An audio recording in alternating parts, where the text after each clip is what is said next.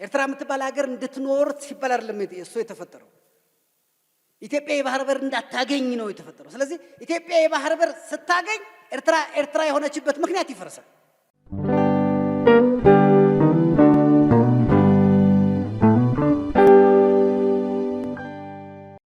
ፌደራል ሰበር መጋባያ ህወሓት ንዘጣየሾ ቦርድ ትእምታጊዱም ኣብ ጉዳይ ምዕራብ ትግራይ ሓድሽ አንፈት ቃልስን ወፍርን ክጅመር ተፀዊዕላ ኤርትራ ከም ኤርትራ ይትቕፅልን ክብል መንግስቲ ኢትዮጵያ ኣፍሊጦም መምሕዳር ጀነራል ታደሰ ወረደ ምስ መንግስቲ ፌደራል ህፁፅ ኣኼባ ከም ዘካይድ ተሰሚዖም ኣብ ትግራይ ዘሎ ጉጅለ ምስ ሻዕብያ ብምውዳድ ምልእ ኩናት ንምኽፋት ይዳለሉ ክብል ውድብ ስምረት ከሲሶም ቀዳማይ ሚኒስትር ኣብይ ኣሕመድ ዛጊድ ንህዝቢ ዕላው ዘይኮነ ሰነድ ከም ዝተፈራረመ ተሰሚዕላ ሰላም ጣና ሀበልና ቤተሰብ በኩል ሚዲያ ነሰዓት ዘሐዝናይ ማህበረታታት በቀንድ ነጥብታት ፈልምና ምንሰና መክትታልኩም በخبر በመዓዳም ናብ ዝርዝሮም መቢልና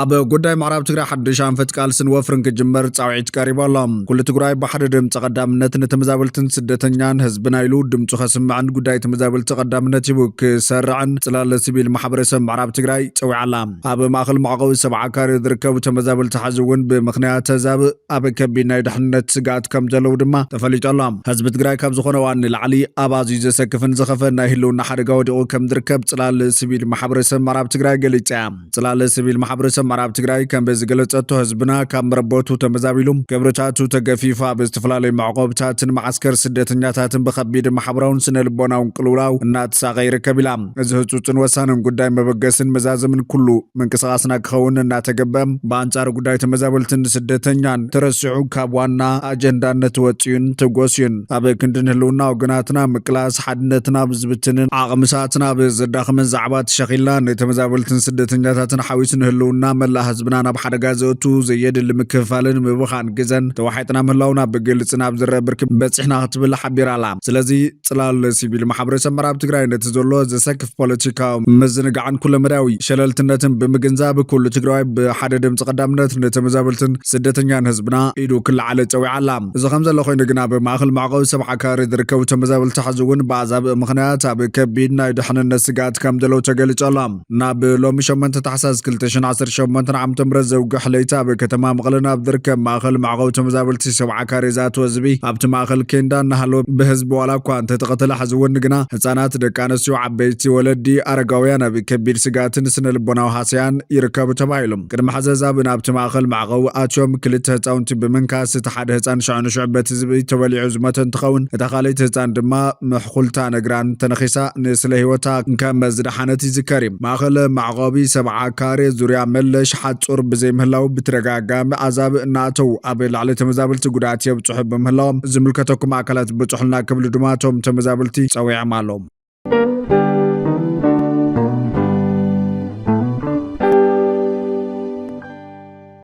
ፌደራል ሰበር መጋባያ ህወሓት ንዘጣየሾ ቦርድ ትእምታጊዶም ትእዛዝ ማእኸላይ ቤት ፍርዲ መቐለ ጥሒሶም ዓጹታት ኣብያተ ጽሕፈት ትካላት ትእምት ብሓይሊ ተቆጻጺሮም ንዝተባሃለ ኣካላት ተኸቲሉ ኣብ ከቢድ ወጥሪ ጽንሕ ጉዳይ ትካላት ትእምት ብመንግስቲ ፌደራል ከም ዝተኣገደ ምግላጽና ይዝከር እዩ ቤት ጽሕፈት ህወሓት ነቲ ዝነበረ በዓል ሓድራ ቦርድ ትእምት ንምፍራስ ናይ በዓል ቦርድ ዘጣየሾ ኮይኑ ኣብ መንጎቲ ዝነበረ ቦርድን ሓድሽ ቦርድን ዝተፈጠረ ናይ ስልጣን ውጥት ስዒቡ ድማ ፌደራል መንግስቲ ንትካላት ትእምት ክእግደን ይኽእል ክብል ፕሬዚዳንት ጀነራል ታደሰ ወረደ ገሊጹ ነይሩ ፌደራል ሰበር መጋባያ ድማ ኣብ ጉዳይ ትእምት ውሳነ መሓላሊፎሎም በዚ መሰረት ጉባኤ ንዘካየዱ ቦርድ ብምእጋድ ንነባራት ቦርድ ኣባላት ይመለሱ ብምባል ኣፍሊጦሎም እዚ ቅድም ክብል ብማእኸላይ ቤት ፍርዲ ዞባ መቐለ ተመሓላሊፉ ዝነበረ ናይ ኣግዲ ፍርዲ ዘጽናዕ ኮይኑ እቲ ትእዛዝ ድማ ተፈጻሚ ንኽኸውን ቢሮ ፍትሒ ክልል ትግራይ ተገሊጹሎም ትእምት ሃፍቲ ህዝቢ ትግራይ እዩ ኣብ ቁጠባ ትግራይ ኣብ ትምህርቲ ዓብዪ እጃም ነይርዎ በቲ ዝነበረ ኩናት ብዙሕ ነገር ሳነ ትእምት ድሕሪ ኩናት እውን ንብዙሕ ፀገማት ተቃሊዕሎ ምስ ምክያድ ጉባኤ ቤት ምኽሪ ምምራጽ ሓድሽ ቦርድ ምስያም በዓል ሓድራ ቦርድ ትእምት ተታሒዞም ሕጋዊ ኮነን ዝብል ክርክራት ኣብ ትካላት ፀገማት ይፈጥረለው ትካላት ትእምት ኣብቲ ግዜ ኩናት ፌደራል መንግስቲ ወሲዱ ብኮመርሻል ኖሚነስ እዩ ዘመሓድረ ነይሩ መሕደረንን ቁፅጥረንን ካብ ትግራይ ወፃየን ነይረን ሕዚ ኣብ ትካላት ዝረአ ዘሎ ውጥጥ እውን ናብቲ ኣብ ግዜ ኩናት ዝነበሮ ዝምልስ እዩ ፌደራል መንግስቲ ናብ ምሕደራን ቁፅጥርን ኮመርሻል ኖሚነስ ክምልሰን ዝደፋፈ ሓደጋ እንጽላልየሎ ክብሉ ብርክት ዝበላ ኣካላት ቅድመ ዋርሕ ነቲ ክሳዕብ ዝኽእል ሓደጋ ኣመልኪቶም ክገልጹ ጸኒሖም እዮም። ማእከላይ ቤት ፍርዲ መቐለ ኣብቶም ብዘይሕጋዊ ጉባኤ ትእምት ኣባል ቦርድ ኮይኖም ዘይግቡእ ውሳነ ዝውስኑ ዝነበሩ ኣካላት ብሽም ትእምት ዝኾነ ይኹን ስራሕ ከይሰርሑ ናይ እግዲ ውሳነ እውን ኣመሓላሊፉ ነይሩ። ቢሮ ፍትሒ ብወገኑ ኣብ ጥርዓን ተኸታዓቲ ኣካላት ትእምት ብኮሚቴ መጻረይቲ ዝተበጽሐ መደምደምታን እቲ ቢሮ ዝወሰነ ውሳነን ተኻይዱ ብዝተባሃለ ጉባኤ ትእምት ዝሓለፈ ውሳነ ሕጋውነት የብሉን ናይቲ ተኻይዱ ዝተባሃለ ጉባኤ ትእምት ኣግባብ ኣጸዳድቓ ቃል ጉባኤታት ቤት ምኽርን ቦርድን ሕጊ ዝተሓሰ እዩ። ስለዚ እቲ ዝተኻየደ ጉባኤ ቤት ምኽሪ ትእምት ዘሕልፎም ውሳነታት ሕጋውነት ከይህልዎም ክእገዱ ወሲኑ ምንባር ይርስዓን። ዝምልከቶም ኣካላት ድማ ነዚ ውሳነ እግድ ክፍጽምን ከፈጽሙን ተሓሳሲቡ ነይሩ። እንተኾነ ግን እቲ ሓድሽ ዝተጣየሸ ቦርድ ትእምት ብሓይልታት ጸጥታ ተሓጊዙ ነቲ ቢሮ ሙሉእ ብሙሉእ ከም ዝተቆጻጸረ ክግለጽ ጸኒሖም። እቲ ብሕወሓት ተጠፍጢፉ ዝተጣየሸ ዝተባሃለ ዘይሕጋዊ ቦርድ ትእምት ተባሂሉ ዝግለጽ ብቐያድ መስርሕ ሕጊ ከም ዝርታዕ ቀዲሙ ብምግንዛቡ ብሻምበቆ ብረት ንትእምት ከረክብዎ ድፊት ከበርኽ ከም ዝጸንሐ እውን ይዝሕበር። ቤት ጽሕፈት ሕወሓት ነቲ ብኣይተ ቴድሮስ ሓጎስ ዝምራሕ ህሉው ቦርድ ትእምት ብዘይሕጋዊ መስርሕ ቤት ምኽሪ ትእምት ጉባኤ ኣኻኺቡ ብዝሾሞም ዘይሕጋዊ ምንቅስቓስ ከካይድ ድሕሪ ምጽናሕ ቢሮ ፍትሒ ዘይሕጋዊ መስርሕ ምዃኑ ብዝሃቦ ውሳነቶም ዘይሕጋውያን ሹመኛታት ሕወሓት ብኢድ ወነኖም ክቕጽልሉ እኳ እንተጸንሑ ማእከላይ ቤት ፍርዲ ከተማ መቐለ ድማ ካልእ እግድ ኣቐሚጡ ነይሩ። ሓዚ ድማ ፌደራል ሰበር መጋባእያ ኣብ ላዕሊ ትካላት ትእምት ተነቢሩ ዝነበረ እገዳ ንኽለዓል ዝተወሰነ እንትኸውን ነባር ቦርድ ተረኪቡ ስርሑ ንኽጅምር እውን ወሲኑ ኣሎ።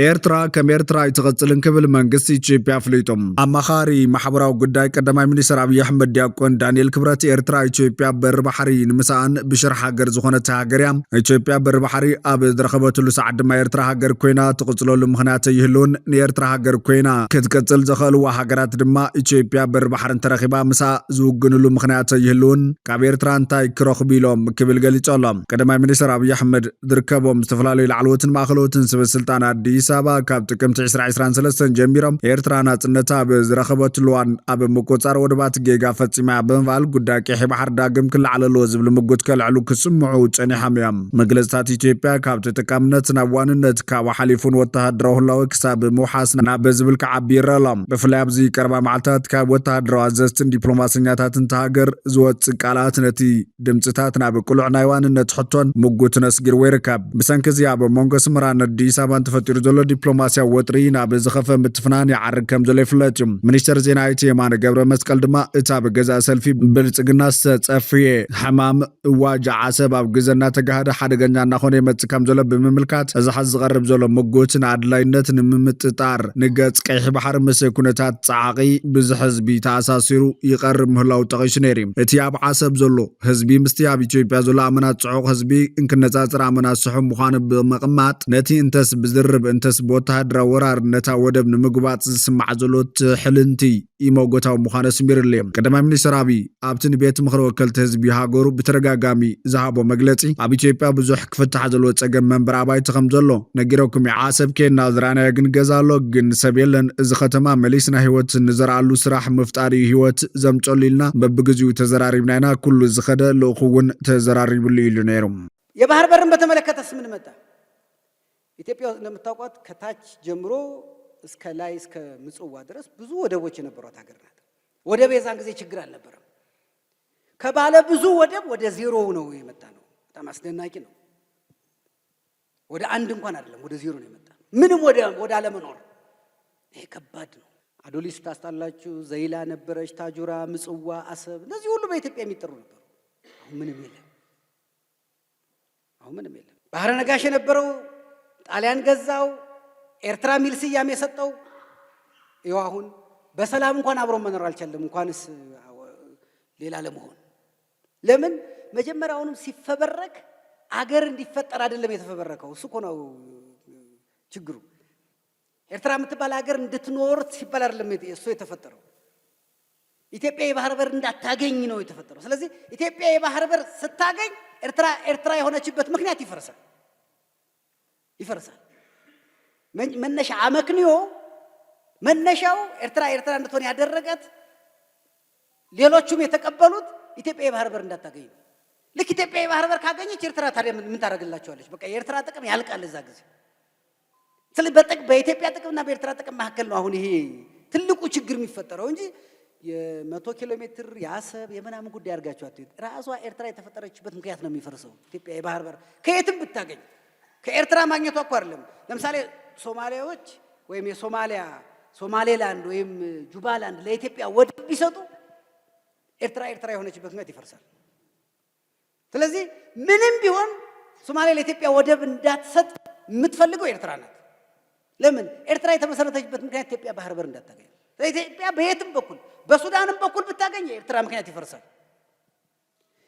ቻይና አሁን እኛና ቻይና ሩቅ ነን አይደል? ቻይና አሁን ለኢትዮጵያ ወደብ ብትሰጣት ኤርትራ የሆነችበት ምክንያት ይፈርሳል። ኤርትራ የሆነችው ወደብ እንዳናገኝ ስለሆነ ምክንያቱ እሱ ነው እንጂ የሆነ የ100 ኪሎ ሜትር የምን ያሰብ የሱ ጉዳይ አይደለም። አሰብን እኮ ማንም አይጠቀምበትም። ማንም እየተጠቀምበት እኮ አይደለም።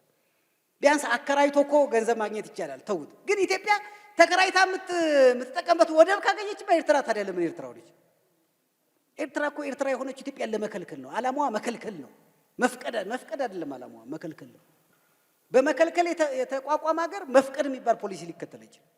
ይሄ ነው ያለንበት ቅርቃር።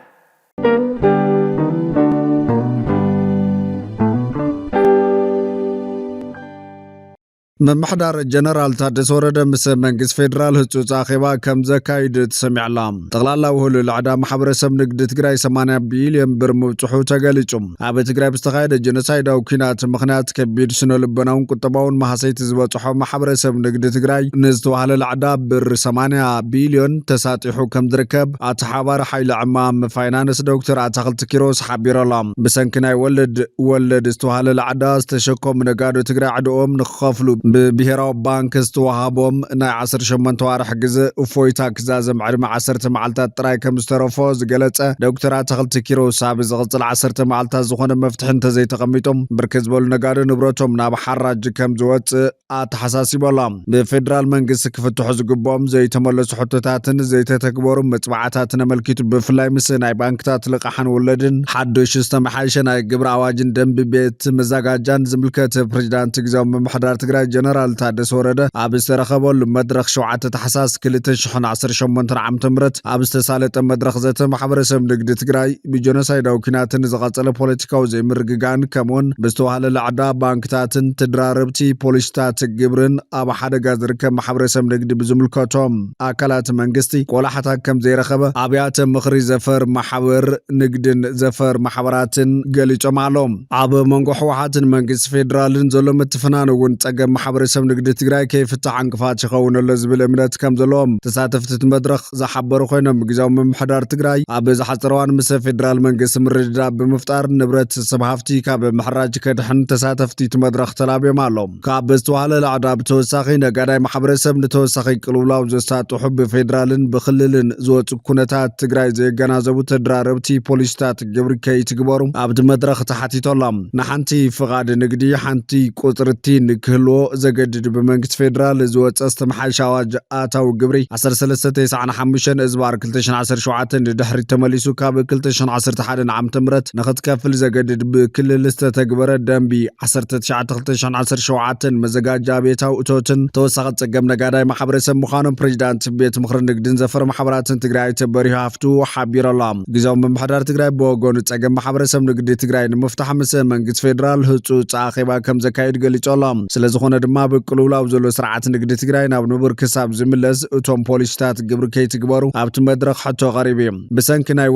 ወለድ ዝተኣከበ ውዙፍ ዕዳ ንብረት ሰብ ሃፍቲ ትግራይ ናብ ሓራጅ ከይወፅእ ምስ መንግስቲ ፌደራል ብምርድዳእ ከም ዝሰርሕ ምክትል ፕሬዚዳንት ግዝያዊ ምምሕዳር ትግራይ ኣይተ ኣማኑኤል ሰፋ ይገልጽ ዘሎ። ኣይተ ኣማኑኤል ሰፋ ኣብ ዙርያ ልቓሕ ባንክን ዝተመሓየሸ ኣዋጅ ኣታዊ ግብሪ 1395 እዝባር 2017 ኣመልኪቱ ብኣብያተ ምኽሪ ዘፈር ማሕበራትን ዘፈር ንግድን ማሕበራትን ኣብ ዝተዳለወ መድረኽ ብተሳተፍቲ ንዝተለዓለ ሕቶታት ተመልኪቱ ንጋዜጠኛታት መብርሂ ኣላ። ሰብ ሃፍቲ ካብ ባንኪ ንዝተለቅሕዎ ልቓሕ ምስ ወለዱ ንክኸፍሉ ብብሔራዊ ባንኪ ዝተዋሃቦም ግዜ እፎይታ 18 ዋርሒ ዛዘም ብምህላው ነጋዶ ክንጉዳይና ዝብል ስጋት ከም ዝሓደሮም ኣብቲ መድረኽ ኣልዒሎም እዮም። እቲ ፀገም ንምፍታሕ ናይ ቀረባ መዓልታት ግዝያዊ መፍትሒ ንክግበርን ብዘላቕነት ንምፍታሕ ዘኽእል ኩነታት ንምምችቻውን ምስ መንግስቲ ፌደራል ቀጻልነት ዘለዎ ዘተ ክካየድ ምዃኑ ተሓቢሩ እዩ። ነጋዶ ካብ ተሓሳቢ ግብሪ 2.5 ሚእታዊ ንክኸፍሉ ዘገድድ ብመንግስቲ ፌደራል ዝወፀ ዝተመሓየሸ ኣዋጅ ኣታዊ ግብሪ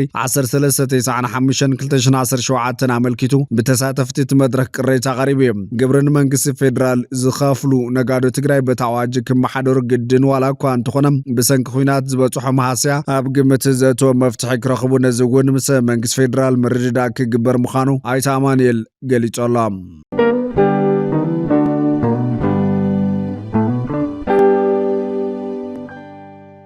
ኣብ ትግራይ ዘሎ ጉጅለ ምስ ሻዕብያ ብምውዳድ ሙሉእ ኩናት ንምኽፋት ይዳለሎ ክብል ውድብ ስምረት ከሲሱ። ውድብ ዲሞክራሲያዊ ስምረት ትግራይ ስምረት ኣብ ዝሃበ እዋናዊ መግለፂ ውድብና ዲሞክራሲያዊ ስምረት ትግራይ ሙሉእ ኣፍልጦ ካብ ዝረክብ ንድሓር ፈላማይ ስሩዕ ኣኼባ ቤት ምኽሪ ዕለት 6 ታሕሳስ 2018 ዓ.ም ኣካይደሎ ክብል ብምዝኻር እዚ ፈላማይ ስሩዕ ኣኼባ ቤት ምኽሪ ውድብ ስምረት ትኩረት ዝገበረሎም ኣጀንዳታት ድሕሪ መስራታይ ጉባኤ ዝተፈጸሙ ውድባውን ፖለቲካውን ስራሕቲ ኣብ ጉዳይ ሸውዓይ ሃገራውን ክልላውን መረፃ ምምላስ ተመዛበልትን ግዛታዊ ሓድነትን ትግራይ ከምኡውን ኣብ ቀጸልቲ 6 ሸዋርሕ ዝፍጸሙ ፖለቲካውን ውድባውን መደባትን ካልኦት ናይ ውሽጢ ውድብ ስራሕትን ብዕምቆት ዘትዩ ብሙሉእ ድምፂ ኣጽዲቖሎ ኢሎም ኣብዚ ፈላማይ ኣኼባ ቤት ምኽሪ ውድብ ስምረት ብትልምን ዝተተሓዙን ተወሳኺ ክካተቱ ዝግብኦም ተግባራትን ብዕምቆት ብምግምጋም ብቕልጡፍ ናብ ዝጽበየና ዘሎ ህዝባዊ ተልእኾ ከምኡ ድማ ፖለቲካዊ ቃልሲ ክነኣቱ ከም ዝግባእ ውሳነ መሓላሊፈሎ ዝበለ መግለፂ ትውድብ ኣብ ትግራይ ለውጥን ሰላምን ንምምጻእ ክሳብ ሕዚ ክካየዱ ዝጸንሑ ቃልስታት ክትሓባብሩን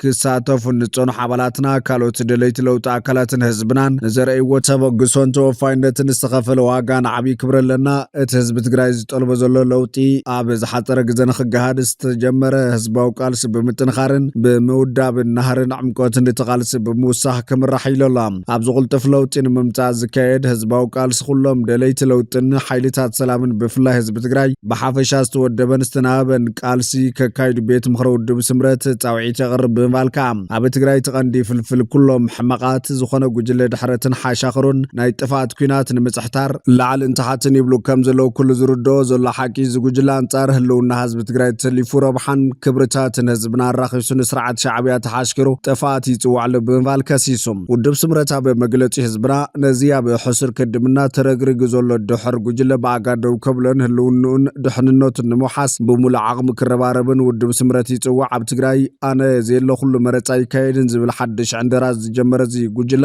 ዕለተ ሞቱ እንዳተቃረበ ይመጽእ ስለ ዘሎ ህዝብና ተመላልዩ ከይጠፍእ ኩሉ ንህልውናን ሰላምን ህዝቢ ትግራይ ዝቃለስ ዘሎ ሓይሊ ተናቢቡን ተወዲቡን ክቃለስን እጃሙ ክፍጽምን ውድብ ስምረት ኣጥቢቑ ይሓትት ኢሎም። ዲሞክራሲያዊ ስምረት ትግራይ ኣብ ሓቃዊ ለውጥን ሰላምን ንኽመጽእ ተጀሚሩ ዘሎ ህዝባዊ ቃልሲ ኣብ ዝሓፀረ ግዜ ንኽዓወት ኩለን ተናሓናሓቲ ውድባት ትግራይ ንዘለና ፖለቲካዊ ፍልልያት ብምውዛፍ ፈለማ ንህልውና ተጋሩን ትግራይ ደው ብምባል መንእሰይ ትግራይ ፈቆዶ ስደት ከርተት እናበለ ሓሰር መከራ እናርአየ ህዝብና ብሕጊ ኣልቦ ስርዓተና ብከቢድ ቅልውላው ኣትዩ ተስፋሲዩና ብክልልና ናሃር ዋጋ ካብ ግዜ ናብ ግዜ ናብራ ከቢዱ ብሓፈሻ ህዝቢ ትግራይ ኣብ ኣዝዩ ዘሰክፍ ኩነታትን ስጋት ኩናትን ስለ ዝርከብ ኣብ ሓደ ሰሚርና ኣብዚ ታሪካዊ ብሄራዊ ቃልሲ እጃምኩም ክትፍጽሙ ውድብ ስምረት ይጽዋዕ ክብል ዝተላብዎ መግለፂ ትውድብ ውድብ ስምረት ኣብ ትግራይ ብሄራዊ ምርድዳን ዘተንከሉ ምስ ሰላም ዝደሊ ኩላ ሓይሊ ክሰምር ጽኑዕ ኣቋም ዘለዎ እኳ እንተኾነ ኣብ ትግራይ ይዕንድር ዘሎ ድሕር ጉጅለ ኣብ እፅዋት ኣዳራሻት ብዝተፈላለዩ ካባ እናፀውዐን ይምሰል ዘተን ምርድዳን ዝብሉ ቀልድታት የካይደሎም እዚኦም ኣብ ህዝብና መሰረታዊ ለውጢ ዘምፁ ዘይኮኑ ዕድመት ጉጅለ ድሕረትን ገበንን ንምንዋሕ ዝዓለሙን ህዝቢ ዘየቀድሙን ስለ ዝኾኖም ከም ዘይንቕበሎም እናፍለጥና ኩሎም ውድባት ትግራይ ካልኦት ውዳቤታትን ተወከልቲ ህዝብን ዘለውሉ ሓቃዊ ዘተን ምርድዳን ምስ ዝግበር ግን ውድብና ብተወከልቱ ኣቢሉ ከም ዝሳተፍን እጃሙ ከም ዘወፍን ክነረጋግጽ ንፈቱ ኢሎም። ንብሄራዊ ድሕነት ከቲትካ ክትቃለስ ዝፀናሕካ ሰራዊት ትግራይ ብሰንኪ ውሕዳት ፀረ ህዝቢ ዝኾኑ ፖለቲካውን ወተሃደራዊ መራሕቲ ኣብ ዝብርኪ ከም ዝበፅሓና ረድዩ እዚ ረዚን ዋጋ ዝኸፈልካሉ ህዝባዊ መኸተ ብሰንኪ ዞም ድሑራት መራሕቲ ተሓንሽሹ ምስ ስርዓት ሻዕብያ ተላፊኖም ናብ ካሊእ ናይ ጥፋት ኩናት ከእትዉ ሓርዴግ ይብለለው ክብል ዝገለጸ ውድብ ስምረት ስለ ዝኾነ ንድሌትን ባህግን ውሕዳት ገበቲ መራሕቲ ዘይኮነስ ንድሌትን ባህግን ህዝብኻ መዚንካ ኣብ ዝቕርፅዋን ኣብ ታሪካዊ ህዝባዊ ቃልሲ ከም ወትሩ ታሪክ ዝሰርሕ ንፅውዕ ካብዞም ድሑራት መራሕትን ኣብ ጉሕለትን ኔትወርክን ንዝተሸኸሉ ኣካላትን ካብ ምዕጃብ ወፂኻ ንፍትሕን ርትዕን ባውሩ ከዓ ብስርዓት ሻዕብያ ንዝዝወር ዘሎ ምሕደራ ጉጅለ ድሕረት ተሓሲምካ ንሰብን ባህግን ህዝብና ኣብ መውሓሲ ሰላም ካትፈጽምን በዓል ዋና መغير ነጥብ ህዝባዊ ቃልሲ ክትከውንን ውድብ ስምረት ይጽውዕ ኣብ መወዳእታ ውድብ ስምረት ኩናትን ወረ ኩናትን ንምትራፍ ኣብ ዝገብሮ ቃልሲ ኩሉ ትግራዋይ ኣብ ጎንና ክዓስል ንሓትት ክብል ተላብየላ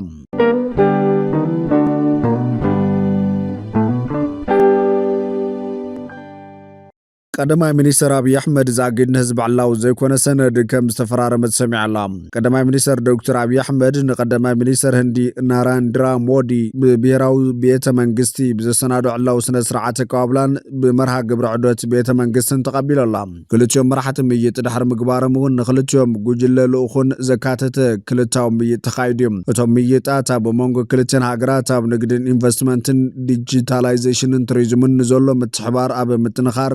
ደህበን ትኸውን ዝውን ናይተን ሃገራት ቀዳምነት ጉዳያት ዘርኢ ተባሂለላ ኣብ ኢትዮጵያ ወግዓውደት ዘካይድ ዘሎ ቀዳማይ ሚኒስትር ህንዲ ናሬንድራ ሞዲ ምስ ቀዳማይ ሚኒስትር ኢትዮጵያ ዶክተር አብይ አሕመድ ሰለስተ ወሰንቲ ናይ ምርድዳእ ስምምዓት ከም ዝተፈራረመውን ገለ ፀብፃባት ተመላኺቶም ኣሎም ኣብቲ ድሕሪ 2011 ብቀዳማይ ሚኒስትር ህንዲ ናብ ኢትዮጵያ ዝተኻየደ ታሪኻዊ ዑደት ክልቲኦም መራሕቲ ዝተኸተሙ ስምምዓት ኣብ ቴክኖሎጂ ዓቃብ ሰላምን ንግድን ዘትኮረ ቀዳማይ ኣብ ሚኒስትር ጉዳያት ወፃኢ ኢትዮጵያ ዘመናዊ ዳታ ሴንተር ንምቋም ስምምዕ ተፈሪሙ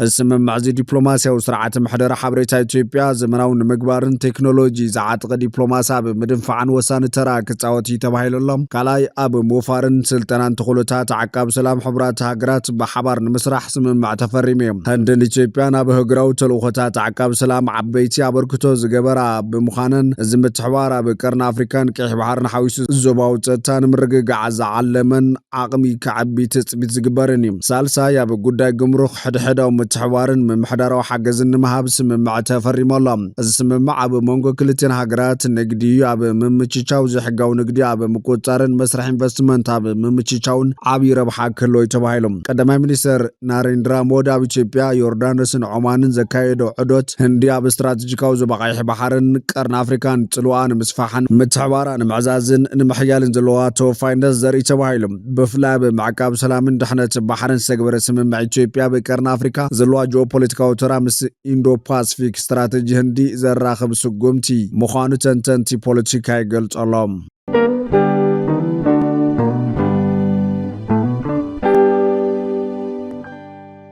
أبومبر لالاو بايتو السودان جنرال عبد الفتاح البرهان بريزيدنت سياسة فرق عدوتو زازي مناب هاجر مساعته دحر كلتا معلتات ناب رياض آتيو مس وراس عرات محمد بن سلمان لوخ ترامب أب قدات أفريقيا ماسود بولوس أب رياض تراخيبو تزراريبوم عبد الفتاح البرهان لوخ ترامب أب قدات أفريقيا ماسود بولوسن بسوني أب زكايد وعوت وآخبة أب تابخينات تحمز الله السودان زلم عبالتات مقرات تخصي تخايدو سبوا حاجز بزعبا زاتو لخنتات كمز تزاتيو دبلوماسيويان منشتات حبيرو معلوم فليلوخ ترامب ماسود بولوس بوغعاوي منقد مسال برهان سالسا جزيز الرخب زلو خينو كينات حد السودان اب قعود صتان مرغغان منغاس اب زغبر زلو دبلوماسياو صعرتات نهاجرات كواد وكيلو مس سعود عرب ግብፅን ኢምራት ዓረብን ብምዃን ዝሰርሕ ዘለም ኣብ መወዳእታ ወርሒ ዳር ገጭ ሱዳን ምፍታሕ ዝቀረበ እማም ኣዛዚ ዳዕመል ሰሪዕ መሐመድ ሓምዳን ደጋሎ ነታን 18 ወርሒ ኣብ ከባ ዘጽንሐ ኢልፋሻር ድሕሪ ምቆጻር ክቕበሎን ከሎ ጀነራል አልቡርሃን ግን ብትርነጽ ጎም ምንባሪ ፍለጥዮም አልቡርሃን ኣብቲ ግዘቲ ኣብ ዝሃቦ መግለጺ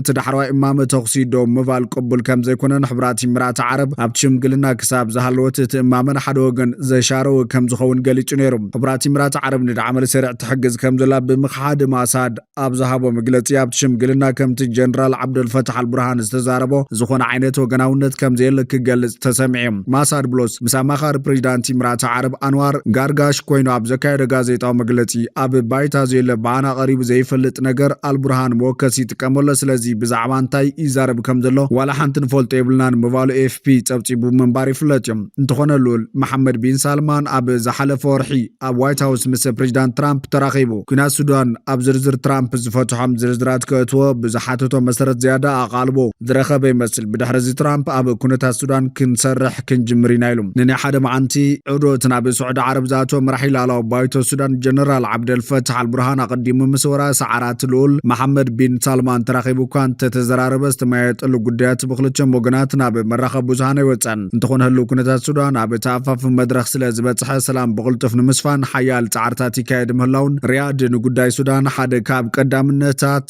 ናይ ወፃኢ ፖሊሳ ከም ዝሰርዐቶን ተንተንቲ ይምግቱም እቲ ፖርት ሱዳን ማእኸሉ ገይሩ ንርእሰ ከተማ ተቆፃፂሩ ዘሎ መንግስቲ ሱዳን ኣብ ዳርፉር እግሩ ከም ዘይረገፀን ኣብ ዞባ ኮርደፋን ድማ መሰናኽል ኣጓኒፍዎን ኣሎ እቲ ብጀነራል መሐመድ ሓምዳን ደጋሎ ዝምራሕ ዳዕመል ሰሪዕ ኣብ ንያላ ኮይኑ ጎናዊ መንግስቲ ብምዃሙ ተሃገር ኣብ ክልተ ከይትምቀል ስጋኣት ተሓዲሩ እዮም ኣብ መንጎ ጀነራል አልቡርሃንን መሳድ ብሎስን ኣብ ሪያድ ኣብ ዝተኻየደ ርክብ ኣብተን ከቢድ ሰብኣዊ ቅልውላው ኣጓኒፍዎን ዘሎ ዞባታት ዳርፉርን ኮርደፋንን ሰብኣዊ ሓገዝ ብዛዕባ ካእትወሉ ዝኽእል ከም ዝተዘራረቡ ሱዳን ትሪቡን ጠቒሳ ገለ ማዕኸናት ዜና ዋላ እኳ ዳዕመል ሰሪዕ ንዓበይቲ ከተማታትን ካልኦት ቦታታት ናይተን ዞባታት ተቆፃፂሩ ዕፅዋ እንተቐፀለ ካብ ሕብራት ሃገራትን ሕብረት ኣውሮፓ ንዝተለኣኸ ሓገዛት ካእቱ ከም ዝኽኣለ ይሕብራ ልኡኽ ትራምፕ ኣብ ጉዳያት ኣፍሪካ ሞሳድ ብሎስ ንአልቡርሃን ስዒቡ ምስ ሚኒስተር ምክልኻል ስዑድ ዓረብ ልኡል ኻሊድ ቢን ዓብድልዓዚዝ ተራኺቡ ተዘራሪቡ ማዕኸን ዜና ስዑድ ዓረብ ስፓ ኣብ ዞባዊ ኩነታት ፃዕርታት ሰላምን ሓበራዊ ዝምድናታትን ከም ዝተዘራረቡ ዝገለጸት ኮይና ኣብ መንጎ ዋሽንግተንን ሪያድን ኣብ ጉዳይ ግጭት ሱዳን ዝተዋሃደ ዲፕሎማስያዊ ፃዕርታት ይካየድ ምህላው ዘጉልህ ምንባሩ ሓቢራ ካብ ሚያዝያ 2023 ሒዞም ሰራዊት ሱዳንን ዳዕመል ሰሪዕን ኣብ ውግእ ሕድሕድ ሱዳን ድሕሪ ምጽማዶም ላዕሊ 150,000 ህይወት ሰብ ከም ዝሃለቐ ነስታት 13 ሚልዮን ሰባት ካብ መረበቶም ከም ዝተመዛበሉን ጸብጻባት ይሕብሩ